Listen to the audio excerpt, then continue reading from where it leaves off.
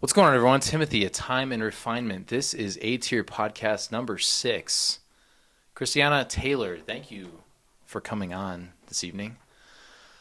I wanted to ask you and discuss from a young female's perspective what the common pitfalls are when men are pursuing women.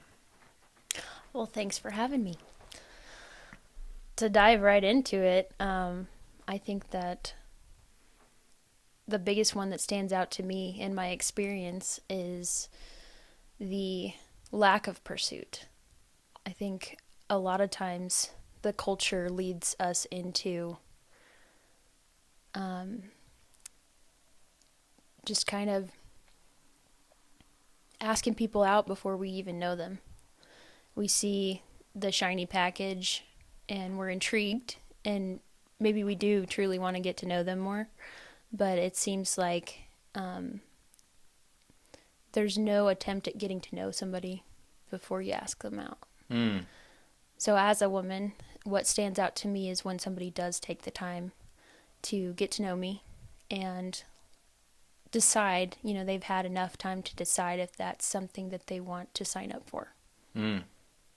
And so Jesse and I talk about this quite a bit, and obviously the cold approach and like the pickup artist type Right. of game is still pretty big in like the manosphere and just men in general. And so from a healthy perspective, is this not a good idea? And have we been taught wrong about going up and asking for a girl's number right then and there and assuming a date is going to be secured fairly quickly after that interaction? I think assumption is always a killer to good outcomes in social settings. You kind of have to be ready to get the bad news that she's not interested, but I don't think it's necessarily counterproductive to just walk up and ask somebody, but it's a lot more productive, I think, to start up a conversation, put the time into, like, hi, my name is, what's your name, and what are you into, and that kind of thing. That always stands out way more than somebody coming up and going, you're so attractive, can I have your number? And I guess it's not always that. It's kind of hard to generalize every interaction or every first interaction between guys and girls as I like you, can I have your number? But I think there's ways to do it to put a little more finesse on it, and not to make it all about how the girl looks, So striking up conversation is so powerful because it shows that you're interested in not just her looks, but also her potential intellect and just like what she's into as well. Potential intellect. Are you insinuating that girls are not intellectual in certain instances? Definitely not all of them. So going back to that, the old adage is confidence is key is definitely a thing then. It still holds up? Oh yeah, Okay. for sure. Interesting. And so obviously most men, or at least from who I've talked to, are scared to death to go and approach. And that also goes with a lot of guys that are my age, which are in their late 20s, have never approached a girl ever for any reason, which was kind of interesting to me. So I think as a man, just from my experiences in dating and relationships and all of that, it's definitely helped me get out of my shell by approaching girls and trying to strike up a conversation, even though I'm shaking like a leaf. And it's just, but men just have to get over that anxiety, right? It's a practice. You Sure. practice, you can't guarantee you're going to get one the first time you try it. Yeah. And you can't swear it off for the rest of your life because it didn't work that first time. Sure. Sometimes you're better off, we can get caught up in looks and stuff.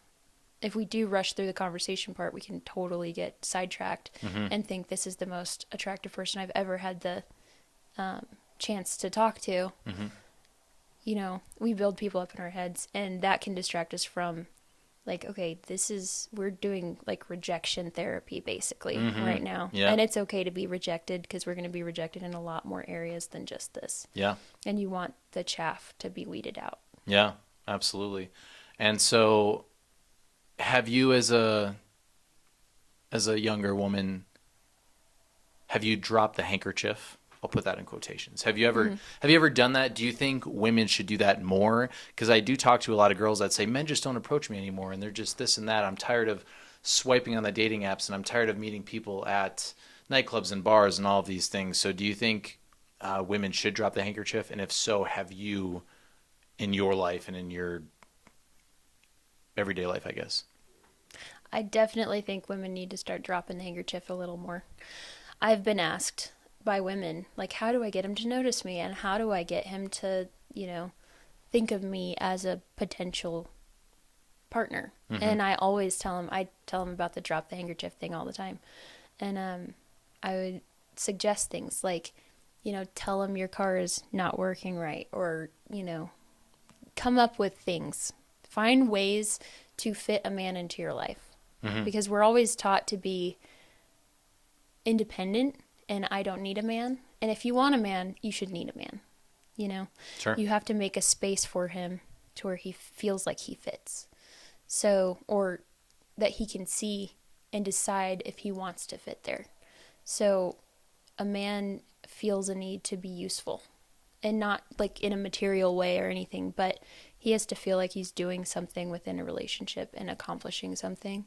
So, if you drop the handkerchief and ask for help, then a man is more likely to see you as a potential partner. And I think I have done that at times.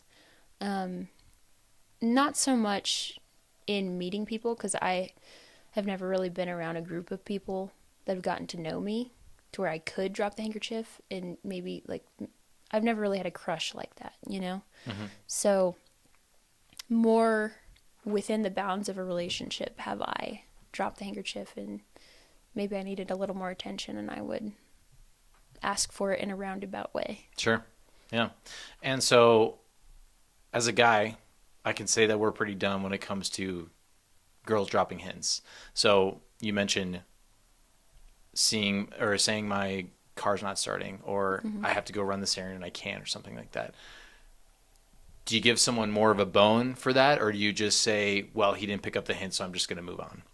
Oh no, if you're a woman seeking the attention of a man, a lot of little things over time will, in my experience, or my observation is probably more accurate, catch their attention. It's kind of like you really have to be patient. Yeah, that makes sense. And so, another thing, do we need to get back to organic dating, organic approaching versus our social media culture and our dating app culture? I think that's a far bigger issue than just a societal shift. I think it's kind of it's just an on earth kind of thing where we all work so much. Most of our day is spent at work. Organic meetups are not really a thing anymore. Unless you go to an organized church or something like that, or go to a class. If you're still in school, it's a lot easier. Yeah. But as an adult with a full-time job and other responsibilities, I think that culture has kind of made it normal to be so burnt out that you can't think of anything else. So you have to manufacture those natural, quote unquote, situations,